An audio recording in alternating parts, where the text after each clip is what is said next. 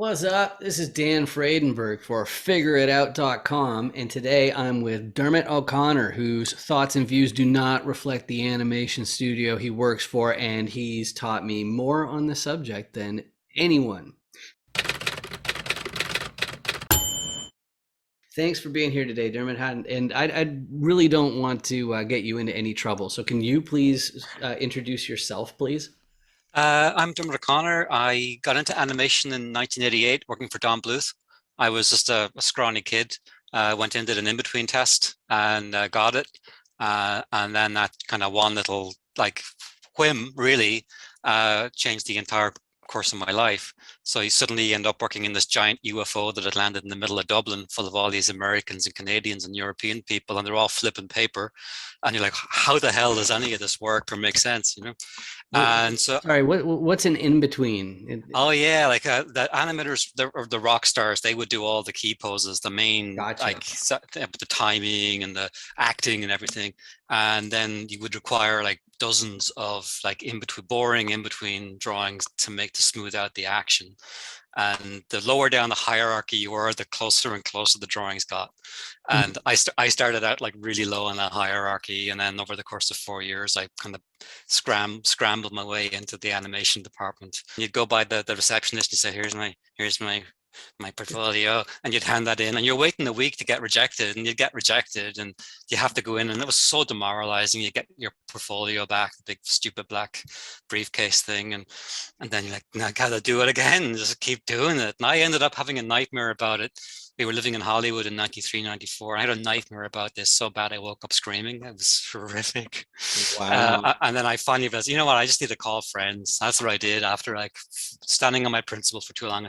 One of the things that I think is really important about this series is I'm trying to be as clear as humanly possible. And so I like to bounce things off of children, usually mine, to make sure that it makes a lot of sense. And the thing that I was describing was the lesson about volume in Mhm. a character. And it's something Yes. where like if nobody draws your attention to it, I think it's a very, very obvious mistake, and I think your Yep. suspension of disbelief is shot. But the Yep. point that I shared of yours was how you have like if you're going to be doing cartoons and animation, then you should make use of the things that you just can't do in puppetry Yes. or in some sort of live action or something like that. And I thought that was a really Absolutely. brilliant thing Yeah, like that you said there. that's the whole joy of like a different medium. It's to do something that you can't do in another medium. It's why Alan Moore gets so angry when people turn his comics into movies. He doesn't want them. He wants them to only exist as a comic. And this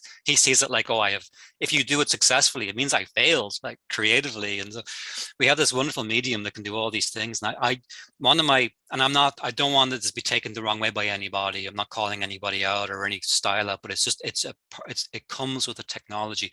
And in my own work too, when I work in Flash as opposed to drawing by hand, I begin to taper my animation scenes to what Flash can do and Hmm. not what I can do. And about 4 years ago, I realized that Photoshop has a primitive timeline, and I'm very proficient in drawing in Photoshop, and I'm not as comfortable drawing in Harmony or TV Paint, let's say. But I thought, oh, maybe I can do some basic animation in Photoshop. And as I began to use it, I realized you can really do a lot of animation in Photoshop. And suddenly I was basically drawing by hand again. And suddenly my scenes began getting better because I was able to do things like have scarves that like wrapped around a character and things that you would never do. If I would kill you to do that in a flash puppet, like it would just be just thinking about it makes me kind of nauseous. Like thinking, how would I? Oh God, I could certainly like hand draw some of that stuff in Flash Animate CC, but the brush tools are kind of crude, they're not nice. Whereas the Photoshop brush tools are really nice. I love drawing with them. And I know some of the other programs too, like Krita, I think has a timeline, and so I think TV Corel Painter has a timeline too now. I've only dabbled with them, but the Photoshop thing is great. And going back to that original like hand-drawn approach that you can do anything, you can rough in animation, like think for example of the Aha music video Take on Me, right? It's Right. classic. You could begin to think about doing work that looks more like that, or stuff that's pastel or crayon or any kind of natural media look. That's all possible in Photoshop. even in harmony, I maybe you could do it, but I wouldn't want to. I just wouldn't feel the love there in the program. Mhm. One of the nicest projects I've worked on was a music video for Alan Parsons of the Alan Parsons Project. And whether Mhm. people know Alan or not kind of depends on their age now. I think younger people might go, Alan who? When my wife saw the first rough cut of the music video, there's all these scenes referring to the Beatles and Pink Floyd, and she said, "This guy thinks," because she's a bit younger than me, she's 40 now, but older millennial, let's say, Mhm. and she said, "This guy's a bit of a nymphomaniac. He thinks he's like on the same level with the Beatles and Pink Floyd." And I said, "He actually worked with the Beatles." Pink Floyd, you know. But anyway, the music video was Alan. It's kind of cheesy but sweet. Like he's as a pirate and he's like drawing with an ink pen, doing, and all his drawings come to life. And so we animated them. I did all the animation by hand in Photoshop and used some After Effects to comp it and do some stuff, but most of it's like straight ahead animation or post to pose animation. Couldn't have done that to save my life if I hadn't figured out this backward step to use Mhm. Photoshop for it. And it's just the joy of being able to just sit down and draw, and I'm not having to worry about nodes or hypergraphs or easing in or easing out. I'm drawing it. It's just you and the pencil and the paper. Hmm. And the hit you take is like logistics. I worked on that thing for like 70 hours a week for 5 weeks, and then after that it was like a zombie, you know. Mhm. But Mhm. you've got this thing in your reel that you can really be proud of. And like I don't think I could do it for 6 months, but you could certainly do it for maybe 2 or 3, and then you have it, like it's Mhm. done, you know. But for those of you in the audience who've never seen a Figure It Out interview before, this is how it works. I interview people with careers or jobs or achievements that many people dream of having. And in each interview, I ask how someone with no friends, no family, and no cash can make it to where my guest has already been. And all of it is a clever ploy to gain subscribers on YouTube so that YouTube starts paying for these videos instead of me.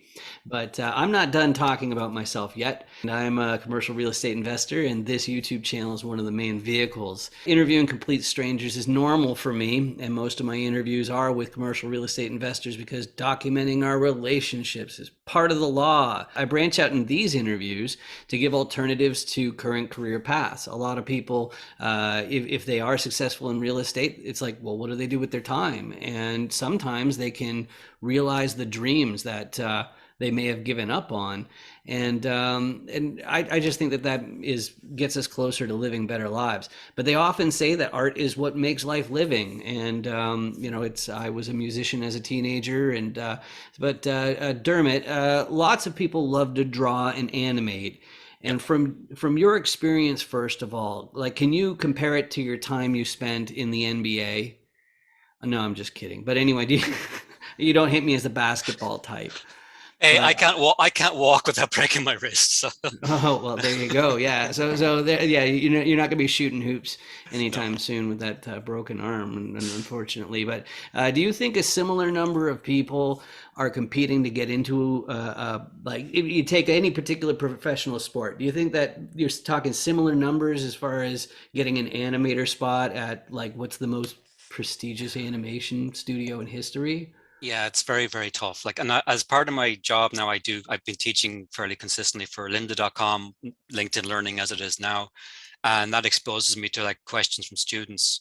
And I had a student like who had emailed me before and I gave him some advice. And then he contacted me again and said, "Oh, I've been trying so hard to get work and it's really difficult to break in because again, he doesn't know anybody." And it's really hard to give advice to someone like that other than pick pick a small project that you want to do for yourself, whether you get a job out of this or not, because it'll break your heart if you're just like throwing, again, you're talking to somebody who woke up screaming from a nightmare about the difficulty of getting a job back in 1994.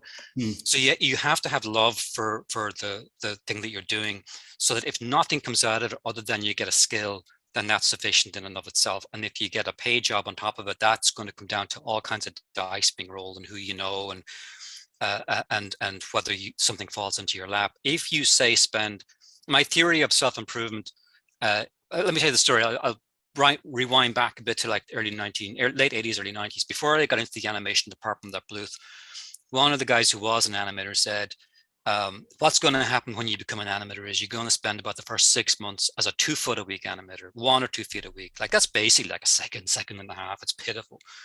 And you are going to be convinced every day that they're going to fire you. And then one day you'll go home on Friday night and you're going to come back on Monday morning and you're going to put out a 5-foot scene, about 4 seconds. And it's a huge jump. And then you're going to be a 5-foot a week animator for about 6 months or 9 months or whatever it is. And then it'll happen again and you'll be like an 8-footer or a 9-footer. And I thought, that's the stupidest bleeping thing I've ever heard in my life. That makes no sense whatsoever. The improvement has to be linear. It just no. And then I got into the animation department and I did like 6 weeks on one 3-foot scene. Like I thought, oh God, they're going to fire me after all this. And then I got that another 2-foot a week, 2-foot a week, 2-foot a week.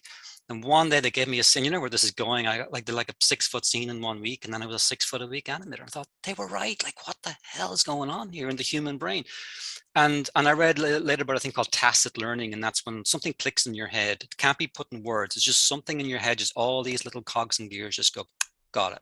And it's like riding a bicycle. If you remember the first time you were a kid when you were like trying to ride a 2-wheel bike, and I remember it vividly still, like my 1 foot on the curb, thinking, oh God, I'm going to fall and damage myself. And then suddenly I'm going, and your brain goes, I can do it. And animation, at least traditional animation, I think a lot of parts of the craft are like that, where just something in your head goes click. And the problem is if you don't sufficiently apply yourself over time with consistency to something just this far out of your reach, not this far out of your reach, like a long way, but something that you can just about with like a sweat and tears, you can do that. And don't be, so in other words, I knew a guy once who said, I want to be a feature animator, or I want to make my own feature film, animated feature film. I thought, well, good luck, but you're never going to do it because you've never even made a 30-second short. Right. So what he should have said was, I want to make a 30-second short. And when you begin thinking like that, you realize how hard it is, how much work it is. So that's my advice to this guy was, look, pick a short film. It could be 30 seconds, could be a minute. No more than a minute and a half. Like minute really, honestly, is a lot of work. And have enough stuff in that, like a walk or run, some acting, not necessarily dialogue, wouldn't kill you if you had it. And so you put that together, you finish it. By the time you're done with it, you'll hate it. But you'll have this finished thing that'll prove you have commitment, and you can finish something and you can put it together and stick it on YouTube. You might get some subscribers, and you might even put it on LinkedIn. LinkedIn Learning, I'm not to plug the people who pay my wages, but the LinkedIn.com feed, their social media feed is actually, if you're in animation, is really good. Whenever anyone asks to friend me, I friend them. I don't, unless they're like spelling their name with ampersands and asterisks and Viagra in it. I don't then. Okay, because I do have the little attention signs. That's fine, right? you got away with it, right? Yeah, but if they're like patently sincere, and what you were saying earlier too about how difficult is it to break through. The astonishing number of people who are following me are students in the Middle East, India, less so Asia. I think there's a big language barrier, frankly, with like China, the Chinese, Japanese, and Asian market. I think that makes sort of a firewall. It's supply and demand. Like the supply there is enormous. Yeah, I lived in Taiwan for 15 years, so and I think they have their internal market. They don't have to worry about like doing anything with us. But the like number of students from India and Iran, Egypt, like it's always very impressive by how many are like just connecting with me through that, and have really good work as well. But when you do connect to the LinkedIn social media feed, less so than any other social media feed, it's amazing the kind of work these people post. Like you see all these students all over the world. I look at them and go, God, they're better than me. Like what am I doing? And people like quadrupedal tigers and stuff. And so it's, there's a lot of work out there. There's also a lot of people chasing it. So regarding like breaking through, like that comes back to this sheer bloody minded persistence. Just keep at it, because you will not make that stair step breakthrough onto the new plateaus if you're just, I'll do a day here and a day there, and I'll do it when I feel like it. And I think it applies to sports. I think it applies to writing, any creative craft. It's just banging your head off the brick wall until you teleport. You don't go through the wall. You sort of teleport onto the next ledge that the wall's connected to. That's what it feels like. When that happens to you, it's just It's wild. Like it's like a, you know, in MMORPGs, which I don't play anymore because I'm too addictive prone. Uh, But you level up, and it's kind of like the first time your character levels up in Warcraft or whatever. It's like, oh, that's great. And or Diablo 2, I remember playing that back in the early years. Oh, you get all these new skill points, and you're like assigning them everywhere. It's like that, but it's real. You know, right. it's you, and suddenly it's like, oh my god, I can do 3 times the amount of work I was doing last week, and it's better. You know, it's faster, better, cheaper. It's like all three. It shouldn't be possible, but there it is. um and yeah, like in terms of like connecting with people, I just think social media, I hate it, but I think it's like probably a better way of, it's one of the few things we got now, you know. Mhm, And it's some ways harder, in some ways easier. mhm, And I do feel sort of not guilty, but like a little, I do worry for like a lot of the students out there that are learning and going into that market, because they have advantages that I never had, but they also have disadvantages that I didn't have. And mhm, one of the advantages they have that I didn't have is just this incredible body of courses and learning tools. When we began, I entered animation in 1988. We had the old two Preston Blair books we've done in the 1940s or 50s. We had The Illusion of Life, which really wasn't honestly like a textbook on how to animate. It was very disappointing when I finally got my hands on a copy. hmm, And the one thing I got via a Xerox copy was Eric Goldberg's, who's the director of Aladdin for Disney. At the time, he was working in his own studio in London, and he had made like this handwritten A4 Xerox that I got of his notes, animation notes for his animators in-house. mhm, That later became the basis of his book, the Quick Start Guide to Animation, or what's it? But Goldberg animation book, you'll find it. And it's a wonderful, very concise book. I actually prefer the handwritten notes because I still have them here, because they're just so direct. You know, you're seeing his handwriting on them. Fantastic. hmm, But but I learned more from Goldberg's A4 than I did from, at least 50% of what I know, I think came from that, because he covered stuff that honestly we were not given in a structured way when I worked for Bluth. As good as Bluth was, you were putting it together piecemeal, and it hmm, took time.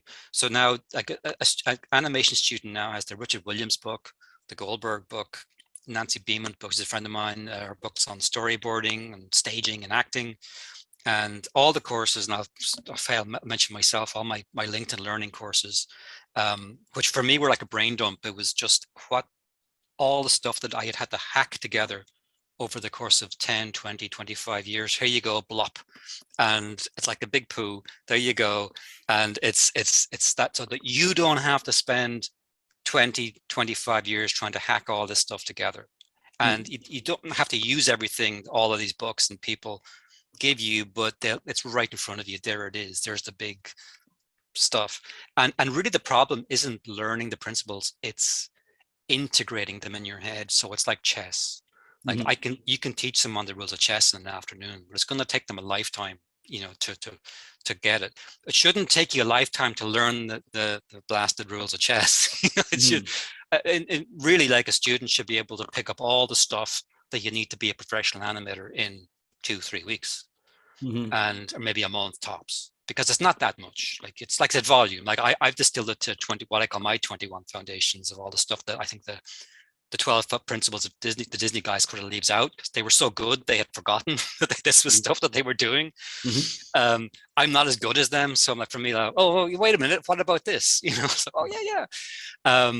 Nowhere in their 12 principles do they mention accents, like how do you accent a scene, not like a Scottish accent, but like right. the physical punctuation of a scene. That's a foundational principle of Muppets, animation, pantomime, acting, dance. You know, how do you leave that out, guys? They left it out because, well, they were heading for retirement and like, oh God, write a book. God, we just want to play with our train sets, you know, Frank and Ollie.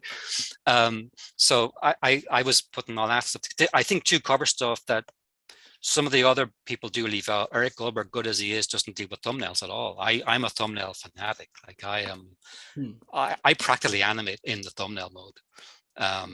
And it's just amazing. You can get like a line notebook, sit in the copy shop and animate a scene without flipping a single sheet of paper. hmm, Um, you have complete mastery over the 4 dimensions. You're not getting lost in a tangle of keyframes on a timeline.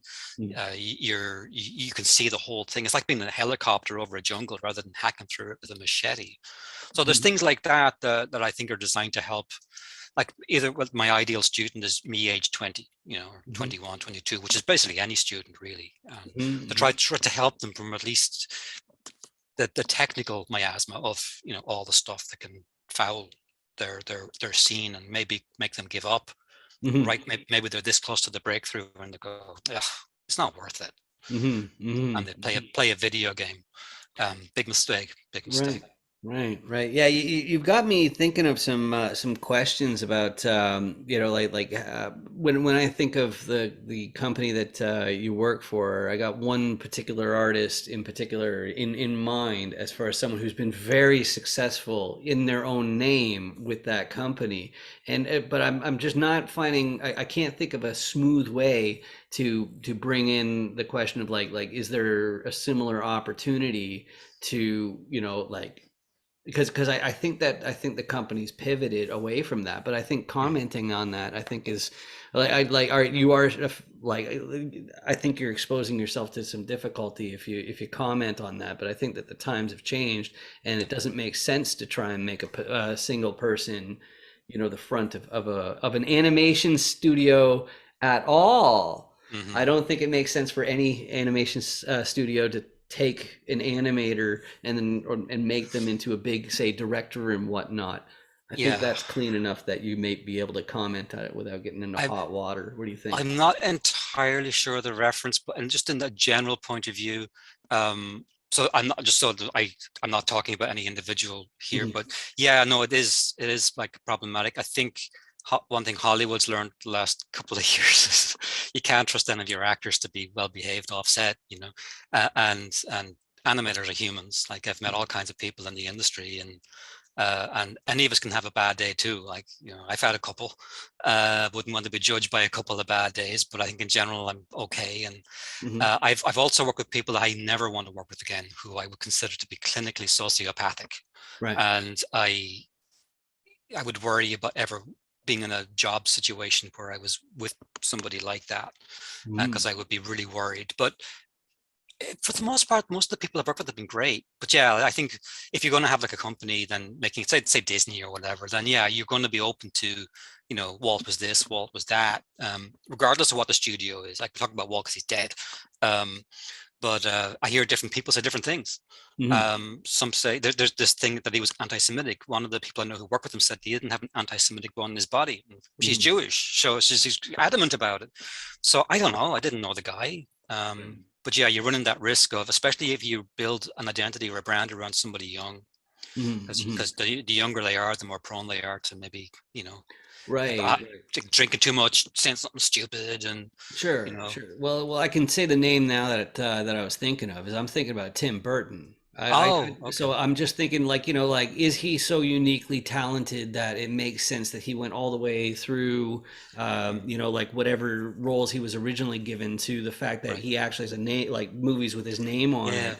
right. It's like I'm just curious if there's opportunity or if you've Mm, had the opportunity to be close enough to see. It's like is there anything like that that could happen again? Like mm. or is Tim Burton just an anomaly? Yeah, and then we have people like Wes Anderson, similar person who seems to make the same stylistic choices in every film they make, and I find that kind of a little gets a bit dull because you're seeing the same style over and over again. And I like Right, filmmakers who have like a voice, but who try to at least challenge themselves and leave their comfort zone. right. And that's the danger we all face. Like even at the level of just an animator, like my tendency is to like lean into the one thing I've always done. And Hmm. for me, the big problem has been loosening up. It's always been that. Like I'm a control freaky about scenes, and the compromise I've found has been to do straight ahead animation rather than all pose to pose. So I can break out of a lot of the pose to pose stuff, especially when I'm in secondary, like hair and clothing and all that stuff. Right. And it's night and day. That's like the small level. On the big level, the big creative choices. Yeah, it seems like actually, my wife and I were listening to an Irish podcaster earlier, and he was complaining about how the internet and social media have kind of flattened out culture so that everything is kind of homogenized because we're all consuming the same stuff at the same time. And people in like Limerick in Ireland are just the same as kids in Dublin and the same as kids in LA. They dress the same, they're listening to the same music. There's no localized variation to it. So we might be screwed. Like it might just be that this is it until the internet goes down and we'll have these little regional weirdnesses appear again. No, Because no, no, no. That's exactly what's going on. It's like my background is also in search engines, and so it's like that's why I'm nah. Like there are little sandboxes. One of the best spots you can go to find that out is Reddit. If your Reddit searches, they'll refine really really quickly and put you in a sandbox and right. make it so that like politically, for example, you will not see anything of the opposing Mhm. views. So Yeah. there really is like algorithmic choice to put you in with the right people or the Right. wrong people. But yeah, Yeah. it's Yeah. quite the beast. But earlier you mentioned about how you felt sorry for some of the students, and that was one of the other things I wanted. Like it sounded like it doesn't matter what art school you went to or if you even went to art school. But does it? Does I, it I matter? think I think it does in the sense that what you're really getting out of the art school is the social network. You're getting like and a real social network, like real people, real students that become your friends, and they go with you. So one of them makes a breakthrough, they'll recommend you for a job, or it'll be easier if you have an in. And that certainly worked for me. Like when I came to LA, it really helped so much to break through that firewall of how the heck do I get past the reception desk? Because I none of these people know who I am. And I actually had one infamous effects animator tell me in 1994, nobody in this town will hire you as an animator, unquote.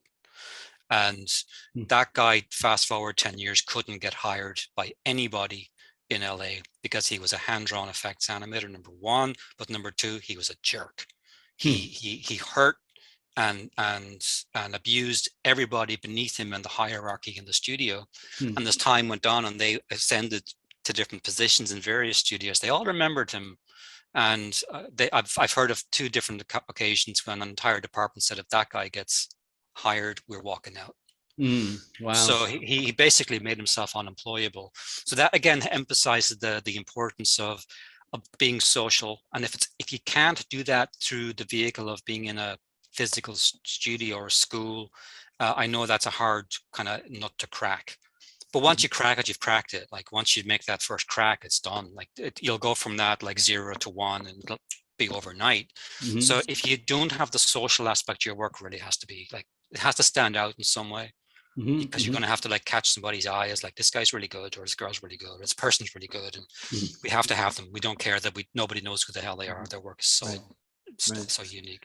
This fig Newton is very good. No, Mhm. not really. But the so order of magnitude. In other words, like, are we talking hundreds? We talking thousands? We talking tens of thousands or whatever? Mm. You mentioned you got your 2 foot animators, your 5 foot, your 6 foot, or Yeah. whatever it is. So if you Yeah. take like all of those at any given time, like about how many of them are there at a major studio? Yeah, like in terms of like the major jobs, I'm thinking like stuff like The Simpsons and Family Guy, and I have a good friend who works, one friend who works on The Simpsons, one who works on Family Guy, and I think their employee numbers are somewhere in the 3, 4, 500 range, Hmm. if I remember right.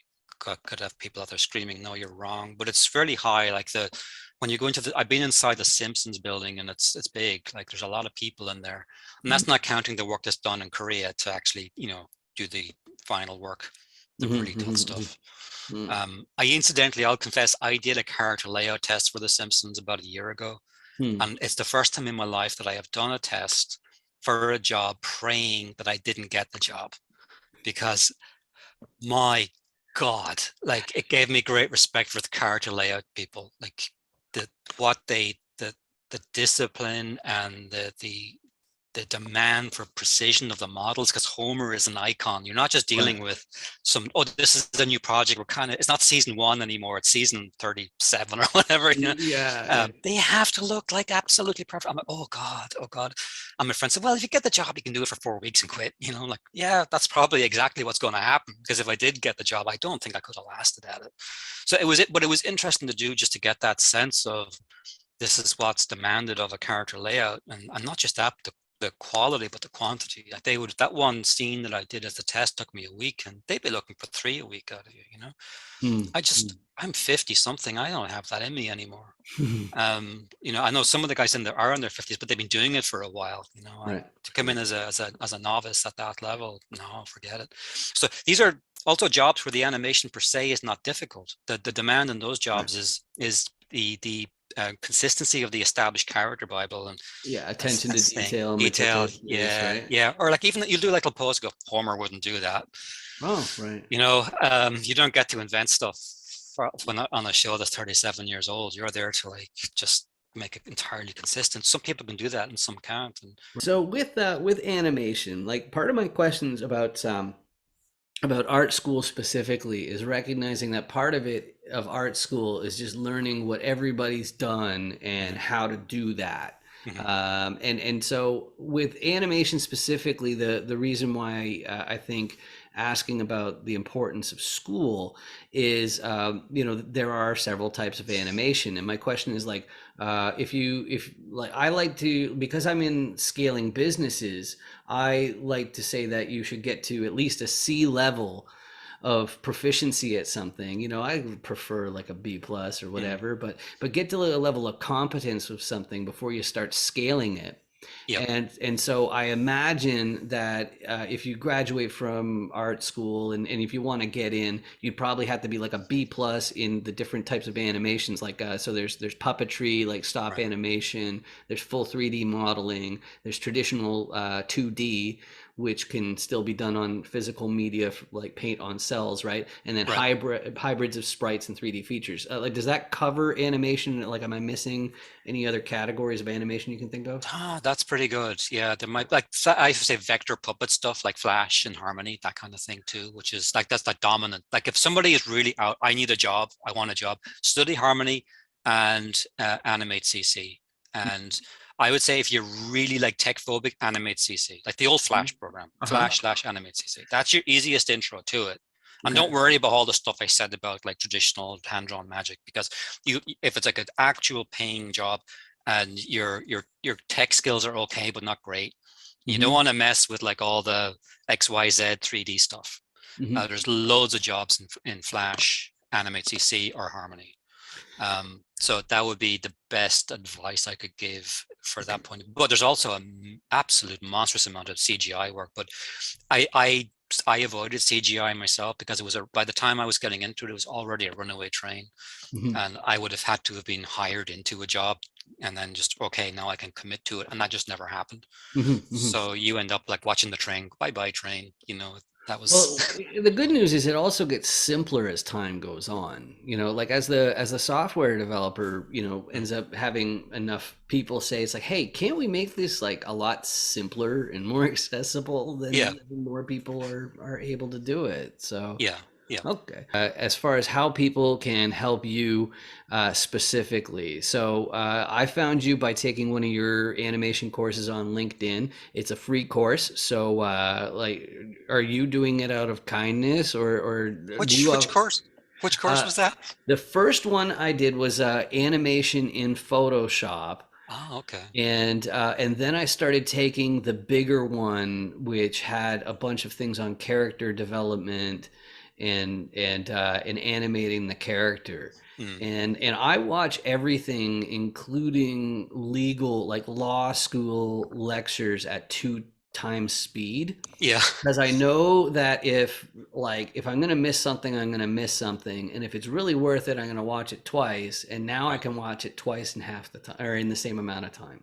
Yeah, So I did miss, like, I haven't executed the things that you've taught me, but at least recognizing that, like, holy smokes, there's a timeline in yes. Photoshop. Like, Do you at least offer lessons or coaching, or is there some way that LinkedIn like it takes care of you? Like how does Oh yeah, somebody yeah. work with you professionally is what I Well, really mean. Make sure that you actually get paid.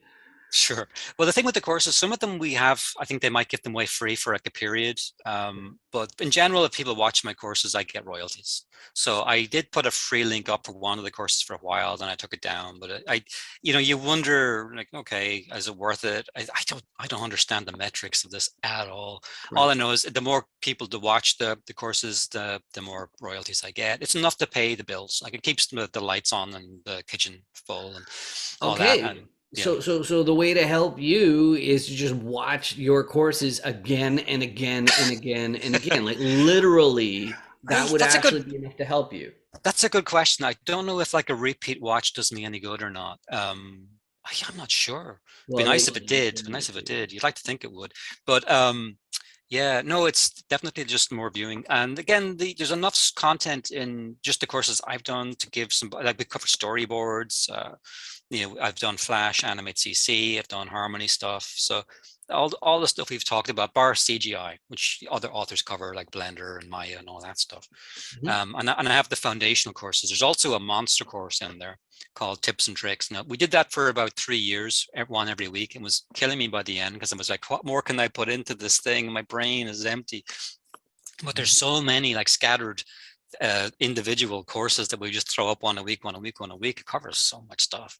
So I'd be meaning to go back into that and just reassemble them all into like virtual courses. These are all the ones that deal with like anticipation. These are all the ones that deal with overlap and Mhm. so on, so that they'll kind of make sense to like an outside student coming in. They won't have to go through the whole 7 hours, or I think it's 10 hours or something ridiculous.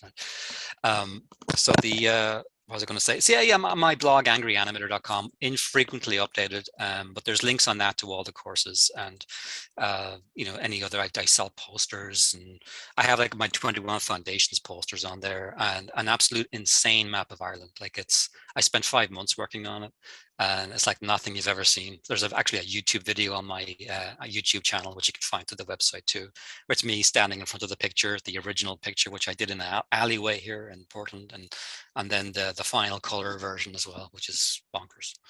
Mhm. Yes, no, it's that's basically it. I'm hoping to do more stuff for my own YouTube channel. There's stuff that I want to do that might be outside the remit of the LinkedIn, Linda kind of library courses. I've Mhm. always wanted to do like a series of movies on how to do comic books and like how do you like construct like just a basic comic Mhm. and what's this most efficient way of doing it so you have absolute flexibility in terms of moving all the stuff around inside the panels. But that would have to be probably something I would do as solo, Mhm. that's kind of something I'm kicking around. And I do want to do another Animate CC course because that program has changed quite a bit. The current freelance job I'm working on, can't talk about too much because there's an NDA, but it uses Animate CC, and we're doing this traditional hand-drawn approach inside it. So using the people who've used Flash before would go, ugh, but they have a liquid brush now, which is a much better brush tool. And Mhm. not as good as the Harmony ones, but much better than the old Flash Animate CC brush. And that allows you to do like a really nice long line and it doesn't break into blobs like the old one used to. So that's a godsend. It's absolutely like making this project a lot quicker to do. Hmm. Um, so that I would love to do like an update course on because the programmers have really been working hard to like fix all like you were saying earlier, like please fix this, please fix this. For years, Adobe went, Oh yeah, right. yeah, they were awful. Right. And then They spent more finally, time on DRM. It's nuts. oh my God, it's crazy. And Yeah. finally, about 3 years ago, they were like, right, we have to fix this thing or it's gonna just rot. So Right. they're working really hard on it. But the only problem is it just gets slower. Like it's a lot slower. So Yeah. you have to have a really nice new computer to run the new version. Right. That's the only downside.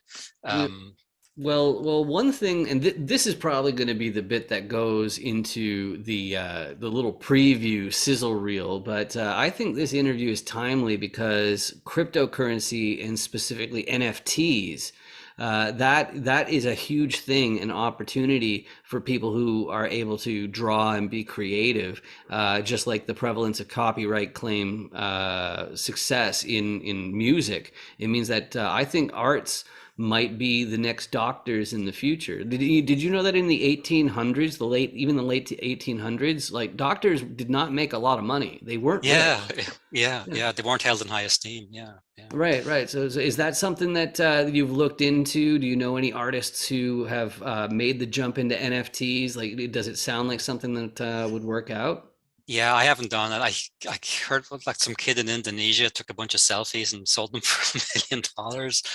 Like, I don't get it. I'm too old. Like, I do not get it. Well, it's the easiest way to understand it is it's just like a piece of art with a canvas. Okay, like Mhm. it's like, just like selling the physical canvas, but it's just a record. I know that you have to have some sort of registration as the creator, and then Right, that way it's solidified that they have a record of ownership that goes through the blockchain. So, right, so basically, the actual file it just saves all that information and it can't be edited. And they have multiple different servers that verify. It's like, okay, yeah, there's nothing funny about this. So right, that's what an NFT is in like 10 seconds. right, So like, but I can tell you for sure that there's definitely opportunity in it because it's the scarcity. So this is right. going to be the new way that people store wealth, Hmm. even though I'm looking into it. That's part of the reason why I got my doodad, but I'm not somebody who's selling them or buying them or whatever.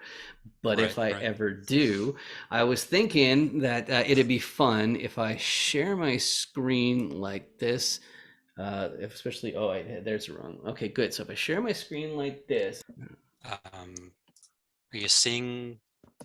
yep, there it is right there. Ah, great, great, great, great. So again, I'll just put a layer over it. And what I was saying is, like, have a black layer, and Mhm. we'll do, where are we? I have hard brush. I will do like a shaggy brush, so it's a little looser. So we zoom in a bit and brush. Nothing amazing. I'll just bring this down to about 50% opacity. So that actually might, maybe we can go bring that about 100%. Okay, so you could start doing stuff like film noir about it. This is, please don't think this is final, but, and then if you think that's a little too bright, we can just take the opacity down, maybe make that like a, I love base 11, by the way. I 3322. And Okay. a friend of mine who was super fast, he said, it's great because you go to the 3 key, dot, dot, and then you walk away and you're not hunting and pecking for 3020. So Hmm. I can't recommend it enough. And then you can go to say, okay, 44 done. So that we can put a bit there. So it's already starting to look like a little more painterly. It's so simple, right? And then you can just start, how bold do you feel? Like, maybe we can, and this is again just that basic, um, same layer. Like, I'm not using like a different opacity or anything, but you could do different takes. Like, can you do this one? You could try different angles. And then the other thing I was talking about that just jumped out at me the first time you showed me was just this here. So I would rotate these around like this. So you see the monitor here, Hmm. and I think you have like a really cool monitor system. So if you could set it up or cheat this image so that we really push the, like, foreshorten it, like as a wide angle. Let me change this to red too, so we can kind of see it's starting to get clumpy. So your monitor sort of more like this, and then you can see a bit of perspective. And that's also giving us one of Don Bluth's tricks that he's very fond of, is you kind of have your focal point of interest, and everything sort of radiates from it. And then you can have your characters running like here, down into the background. So here we have your point of interest will be here.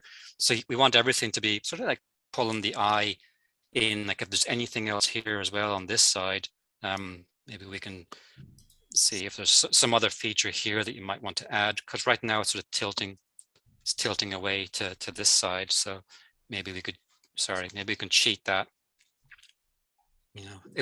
Now I have this weird illusion defect where I've lost the ability over time to really draw symmetrically, and my brain skews. So a very good trick is to flip the entire image horizontally, and you get about 2 seconds when you see it fresh. And that's why I like this red line now. I wasn't sure about, but and then you go, oh, wait a minute, and I'm starting to notice things that maybe we can change to make it a little more interesting. Like, notice how this line here is parallel to the bottom of the screen. It Yeah. would be a much more interesting shape if it were maybe a sort of diagonal, slightly diagonal line like that. And that's creating a much more interesting area, like a different color. like in here. Mhm. Now we have a very kind of more dynamic sort of space in there. Um, that's another thing that pops out. And then it's just like, how do we handle all the sort of, you know, plumbing behind the monitor? Yeah. You know, we want to make something up, or, you know, like Rube Goldberg contraption. We don't want to like pull focus away from here either. I'm going to flip it horizontally again, Yeah. and boom. Now we get, maybe this is too much. I'm starting to think, yeah, maybe that I still like that diagonal idea. Mhm. So me, oh, sorry. Oh, I hate the Q mask thing. Let me, Yeah. Another thing for symmetry, what about dragging the rulers from the top and the sides? So you oh, actually have that line so you know where the halfway point is or right. forward I, pointer. yeah, I don't worry about, like, you know, bringing in the ruler level and all these lines. I personally don't worry about them too much. Hmm. I think they have too much of an engineering aspect to them. Ah, Um, so for me, that's personal preference. If it, like I always say to people, like, if it works for you, do it. Like, don't be, um, ooh, it dogmatic. tells me yeah, dogmatic about it. Yeah, like things might work or not work depending on you as well. Everyone's slightly different. Um, so I have, like I said, Eric Goldberg doesn't do thumbnails. I couldn't work without some simple scenes. Yes, fine, but like complex scenes, you have to thumbnail. Mhm. And I'm glad he didn't cover them, because it was an opening for me to kind of zoom in there and do stuff, because a lot of people tend to ignore them. But anyway, so this is the kind of general approach. And then let's see what else. I'll make a new layer. So the only other thing would be, we have a lot of empty space in here and here. Not necessarily a bad thing, but we want to make sure that um, these areas are clean. Like Right. this is your microphone here, I take it. Um, Uh, Let me see. Yeah, that is, yes. right. So one thing you have here is a tangent, and that's an accident of the photograph. Okay. So another thing I would do when you have a tangent is either move it this way, Hmm. or move it over, whatever works. And I think if you move it over, because the tonal values are the same, it's going to look confusing. So I think I'm going Right. to just trace that here, and then you would just reposition it there, and that way you've got like a clean space, you know, right in here. So you've got air now in between there. So things like that, looking for tangents and things that collide, that they happen all the time in photographs. But you want to try to eliminate them if you're going to do like an artwork, something like that. But you have in general like nice negative spaces, like this is a nice negative space here. Mm. You want to make sure that the negative spaces are clean. That's looking good. Um, yeah, this is not too bad. And you know, so again, get rid of the big letter D. What else are we seeing? Yeah. Like, and you know, you got your little pad here. So Yeah. again, by rotating the table, we get like a slightly better angle at it, and maybe like push the perspective. So we're, again, it's more like a wide angle lens shot, because that's going to, you could cheat the perspective in a way that you can't on the original photograph. Again, Mhm. which is like getting back to, like, you know, leaning into the kind of stuff that you can do with a drawn image. That's really, really hard to do in CGI, because you have like a sort of like a perfect camera. Even if Mhm. it is digital, it really doesn't want to cheat. It's been programmed to do the right thing. When you draw, you can do stuff that's just bonkers. Yeah. There's a Vermeer painting, when you like the back of the artist painting the canvas, and somebody pointed out one of the easel legs is missing. The reason why it's missing is because if he painted it through, it would have made a really unpleasant silhouette, negative space. That's So beautiful. he just took it out. Yeah.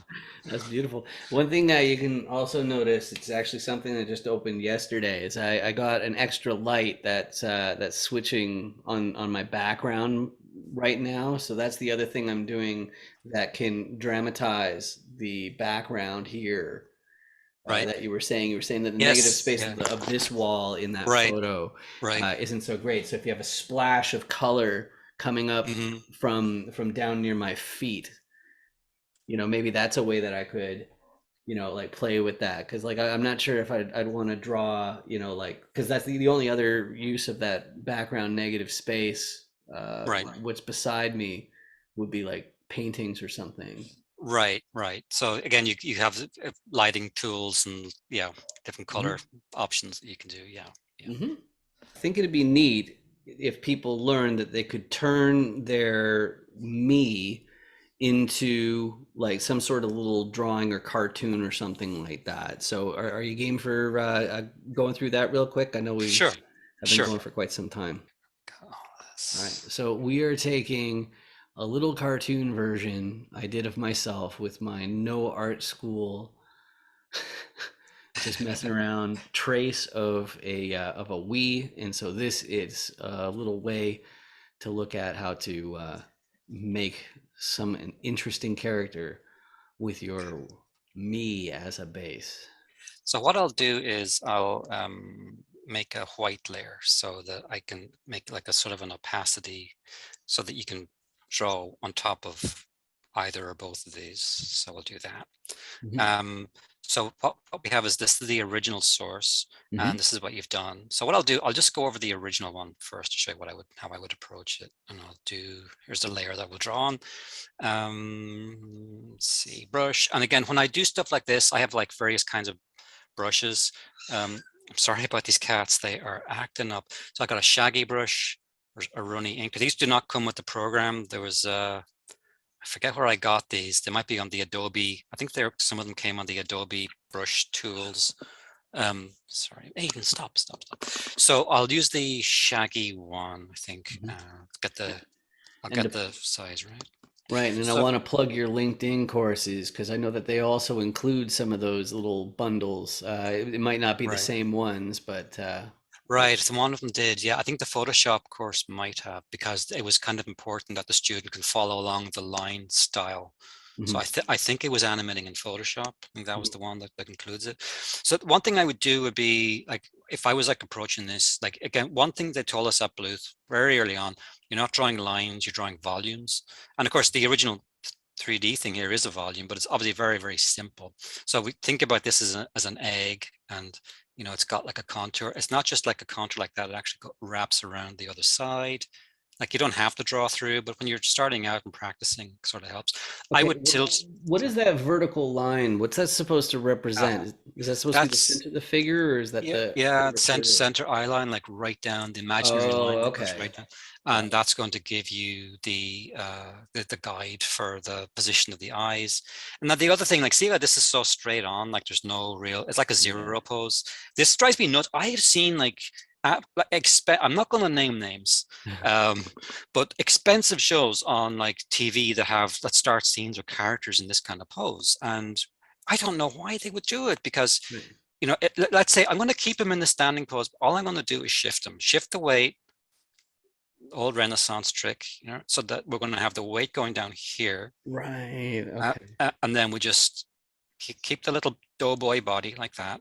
And I'm not going to make like any mad like attempt to change the design, because, we want to stay reasonably close to this, at least on the first pass. And then you've got, so that, and now maybe looks a little effeminate. That's fine if you want that. If it feels like, I want them to look more macho, then maybe we can move the leg out a little bit. We can play around with these positions, but you can still keep the general. You can get a John Wayne kind of pose. See how little it was to make him look a little like John Wayne. And then we can, like with the arms, we could keep the arms hanging loose, or we can have one like at an angle, like here. So like this is looking like maybe a little too too weak. So let's try that. We could have both like this, hands on hips. Undo. Again, sorry about the cat. I hope he's not being picked up too much. He Oh, has. not at all. So let's see. I kind of think, or we can have like folded arms, because I think you had arms folded. That was a good pose there. So that's Right. got some of your personality, right? So let's do folded arms. Again, you can. I'm going to try to draw a little cruder than I might, so you can see how this will be put together. So they're like basically little bean bags, and then the other arm, kind of tricky, but we got the hands going to go over here, draw through. Don't worry about you know the final drawing. We're nowhere near that yet. So then you got, okay, this is going up here, that's going through here. Now if let me switch off the lower level, put this up to this. So I will then guide this out a little bit. This then becomes like just yet another guide layer. Mhm. And then if you do want, I'm going to jump now to like the runny inker brush. So then let me make it a bit bigger. And now you can start to think about using these guidelines to go in with something closer to your final look, like that. And here, so again, you could still draw through if you think, you just want a little guide to very lightly. And now we have a nicely constructed, very difficult otherwise, like how do you do folded arms? Because if you're just looking at it as a bunch of discrete lines, it could be very intimidating. It becomes cluttered. So then we have that. We can tie down the legs. And now the face as well. Good God, cat, terrible creature. So I'm going to go back into the rough layer. And so here again, we've got the eye line. And the eyes, you can usually, like, different ways of doing it. You can sit the irises or the pupils on the line, or some people prefer to like have them like at the halfway point. So whatever you do, just keep it consistent, whatever you're doing. And then the other thing to remember about when you're drawing eyes is like there's an eyeball. If we look at it from like a side view, we're trying to create a two-dimensional eye that's creating like the, this three-dimensional object. And again, we like to have like a little variety on the eyebrows. So one is like a little lower, one's a little higher. The nose. So again, I'll just very quickly, again, let me switch off the older layer here because we know what we're doing now. So I can use the center line here to like position the beard so that it's, at the right pose. Now, if I flip horizontally, does it still look good? It's not too bad. So then we can use this. I'll fade it out a little bit.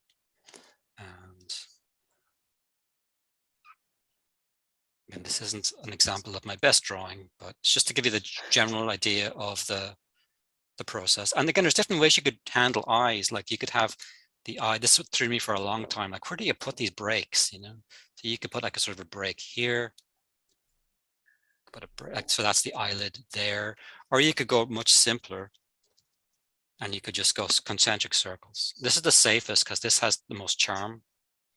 Like in general, the rounder these eyes and the rounder the eye around it, the less chance of it being creepy. Like it's very easy. We have a local artist who very, very talented, but his eyes are creepy. And because he keeps putting breaks in the wrong places, they end up looking like diamonds. It's very strange. I don't know why he does it. So we can make him look like a little starey. It's amazing with eyes, like how little it takes to make a character appealing or a little too intense. So these you can mess with for a long time. The thing with the nose, the geometry of the nose, we can think of it like as a pyramid or some sort of triangle, something like this. So again, we're trying to emulate something approximate to that with, with this. So part of the skill in drawing and just assembling all of these different principles, design principles, is trying to just be as deft with this. So it's a light touch, and that's not, it's not too crude or weird looking. So here, and also you want these shapes to be interesting too. Like you want some tapering. Let me have a look at the original. I wish that cat would go away. Yeah, so the right original's here, over here. It's older, much older. Okay. So so here's like a nice little, shape here. So let's see if I can get that back a bit. Let me undo that. So go back to here, and again,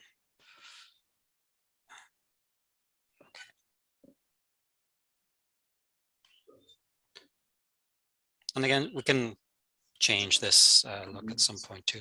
But yeah, there's a nice little M shape there. 1, 2, 3, 4. That would be fairly recognizable. That's a really nice, strong, simple design. And then on the smile. So it looks friendly. And again, let me switch off all of that. Now Control H. All right, it's not too bad. And then I'll put the head back in. Let me look at the original again because I'm gonna forget. Oh, it got a hair on there too. Now there isn't much in the way of ears or anything, so I don't know if you'd want to keep the ear free. They probably made that decision for engineering reasons. Yeah. Probably really good ones. It's a tricky. Yeah, it's because the system was gutless. It had no RAM. It was bonkers processing power. Yeah, and you can make a likeness without ears. So I guess someone decided, it's not worth the extra grief.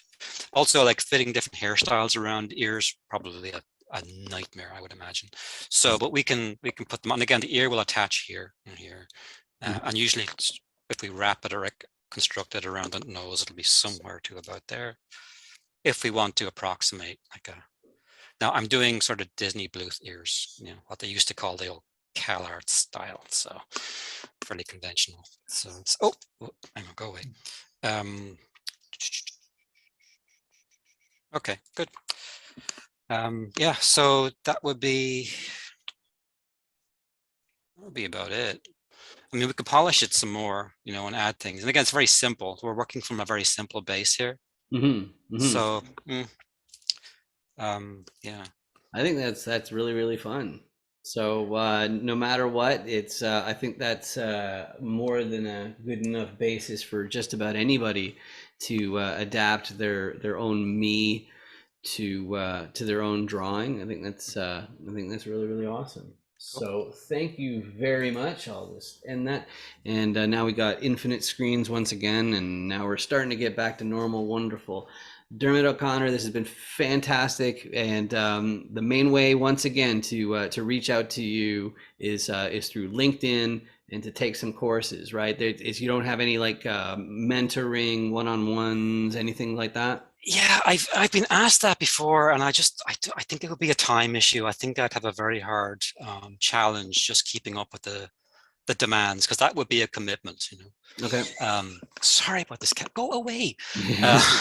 On that note, before the cats eat you, let's talk about that more offline. Thank you so much for watching. I'm sure that you did take a moment and notice that awful red button that is somewhere under my left hand. It says subscribe, and the easy way to get that out of your life, that awful button, is you just click on it, and then it turns gray, and it's free. It's amazing, and it means that YouTube starts paying for these videos instead of me, and that's kind of what I really want. So that's what's going on here. But doing that, you've done me an enormous favor. Just like Dermot, this has been absolutely amazing. Reaching out, catching somebody on a LinkedIn course, and then just like, hey, let's bug the teacher, see if we can have a little chat. This is really awesome. I'm very reachable. Yeah.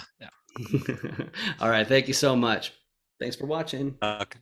I just want to tell you, because I've actually seen your website, Real Estate is a Scam, before, and I loved it. Oh, cool. Yeah, because I think it's really so spot on. There's good stuff, bad stuff in every industry. Yeah, make sure you subscribe, like, and hit that notification bell. For Dan the Man. And thank you. Turn that subscribe button from red like his beard to gray like his beard will be. So I met Dan through some networking groups for real estate investing. He's a great guy from what I know about him. He's very ambitious, and he makes it easy to come on with his questions and has a great setup. It's easy, it's clear, concise, and I'd recommend going on his interviews for anyone that's considering it.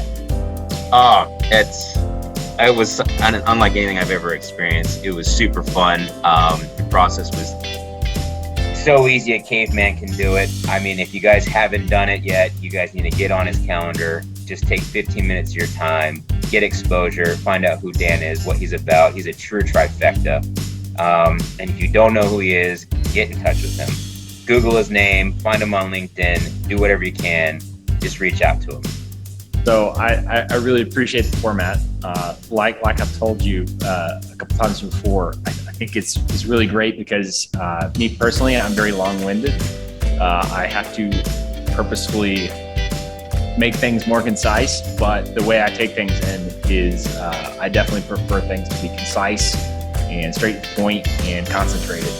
And the chance encounters really do that great for individuals. So you can get a good grasp on who they are, what do they do, why do they do it, what space do they operate in. That's why I love chance